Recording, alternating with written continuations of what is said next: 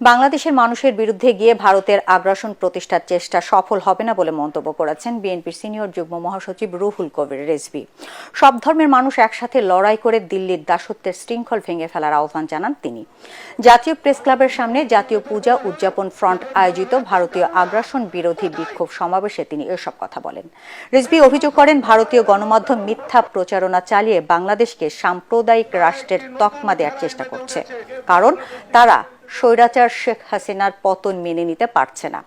তার দাবি, স্বাধীনতা সার্বভৌমত্বের প্রশ্নে বাংলাদেশের সব ধর্মের মানুষ এক, কোনো অপচেষ্টায় কাজ হবে না।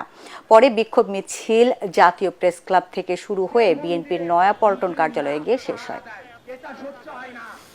এতখানি অন্ধ যে শেখ হাসিনাকে রক্ষা করার জন্য আপনারা বাংলাদেশের মানুষের বিরুদ্ধে, আন্দোলনকামী মানুষের বিরুদ্ধে, শহীদ মুগ্ধর বিরুদ্ধে, শহীদ আবু সাইদের বিরুদ্ধে আপনারা আপনাদের প্রচারণা যেটা চালাচ্ছেন, আমাদের এই শহীদদের বিরুদ্ধেই সেটা যায়।